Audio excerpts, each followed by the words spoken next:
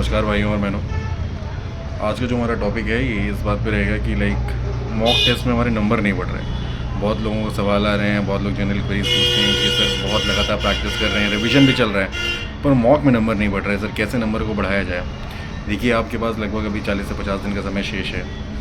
कोशिश ये करिए जितना आपने पढ़ना था पढ़ लिया, अब सिर्फ और सिर्फ मॉक टेस्ट दीजिए, सिर्फ और सिर्फ रिवीजन करिए, करंट अफेयर्स देखते रहिए। करंट अफेयर्स में मान लीजिए आप फरवरी के मिड तक पढ़ लीजिए, 15-16 फरवरी तक आपके करंट अफेयर्स अच्छे से तैयार होने चाहिए। अभी जैसे करंट अफेयर्स की बात करें तो बहुत सारी चीज़ें न्यूज़ में चल रही हैं, यूएस, ईरान, वेनेजुला, कौन प्रेसिडेंट है वहाँ पे, सुप्रीम कोर्ट की जुडिशरी पावर्स क्या रहती हैं यूनाइटेड स्टेट्स ऑफ अमेरिका में।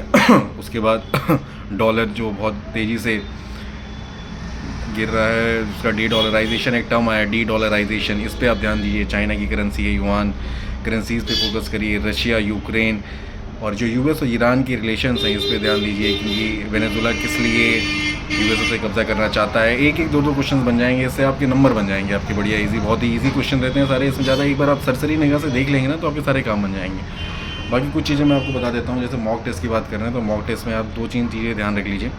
पहला चीज़ ये कि जिस क्वेश्चन के टॉपिक आपके गलत हो रहे हैं, जिस टॉपिक के क्वेश्चन आपके गलत हो रहे हैं, वही टॉपिक आप बार बार पढ़िए। मान लीजिए आपने रीजनिंग पढ़ा, उसमें डाइस का, कैलेंडर का कोई क्वेश्चन गलत हो गया, तो डाइस और कैलेंडर एक बार देख लीजिए कि भैया ये ऐसा क्वेश्चन आता है, इसके ये फॉर्मेट्स हैं, ये टाइप्स हैं, इतने प्रकार के क्वेश्चन बन सकते हैं। उस पर आप एक बार गो थ्रू हो जाइए। जैसे मैथ्स का कोई क्वेश्चन गलत हो रहा है तो मैथ्स में वो पर्टिकुलर कॉन्सेप्ट देख लीजिए कि जैसे ट्रायंगल में कोई कॉन्सेप्ट है 180 डिग्री वाला, sum of interior angles, exterior angles, parallelogram, जो भी कॉन्सेप्ट आपका गलत हो रहा है उस कॉन्सेप्ट को दोबारा रिवाइज कर लीजिए। हिंदी में जैसे मैं आपको पहले ही बता चुका हूँ, हिंदी में 5-6 टॉपिक हैं जिस पर आपको अपनी पकड़ बनानी है, वो मैं पहले बता चुका हूँ। पर्यायवाची, विलोम शब्द, लिंग, कारक, ठीक है, ये सारी चीज़ें आप दोबारा से दोहराते रहिए। साहित्य बहुत बड़ा है हिंदी का, उस पर आप ज़्यादा ध्यान मत दीजिए। वर्णमाला जरूर पढ़ लीजिएगा, वर्णमाला में क्वेश्चन बहुत पूछता है। और बचा आपका जीके में तो देखिए हिंदी, हिस्ट्री पढ़ लीजिए, एक पॉलिटी, बेसिक पढ़िए। देखिए यूपीएसआई की परीक्षा है, इतना आपसे कभी कोई डीप में प्रश्न नहीं पूछे जाएंगे, पर अगर डीप में प्रश्न पूछे जाएंगे तो सभी के लिए प्रश्न पूछे जाएंगे और सभी के लिए उसका स्तर हार्ड ही रहेगा।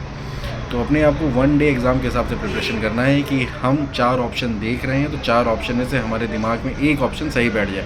पीएचडी नहीं करनी है, उस हिसाब से मत पढ़ाई करिए, सिर्फ और सिर्फ ऑप्शन पे ध्यान रख के पढ़ाई करिए। जितना ज़्यादा पढ़ेंगे, जितना ज़्यादा रिवाइज करेंगे, आपका एग्ज़ाम उतना अच्छा जाएगा। अपने ऊपर भरोसा रखिए।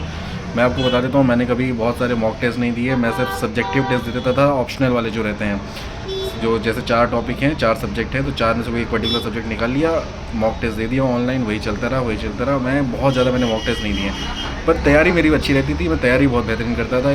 सब्जेक्टिव स्ट्रैटेजी बना के वही आपको ये भी करना है। अपनी स्ट्रैटेजी खुद बनाइए, हर बंदे की स्ट्रैटेजी अलग होती है, 2 बंदों की स्ट्रैटेजी कभी भी सेम नहीं हो सकती। ये मान लीजिए कोई चीज़ उसके लिए काम कर रही होगी, आपके लिए हो सकता है वो चीज़ काम ना करे। अपने लिए देखिए कि आपका किस में नंबर बढ़ा सकता है, आपका किस में नंबर घट रहा है। जिसमें घट रहा है उसको बढ़ाइए, जिसमें बढ़ा हुआ है उसको और बढ़ाइए। ठीक है, जय हिंद दोस्तों, नेक्स्ट टाइम दोबारा मिलेंगे।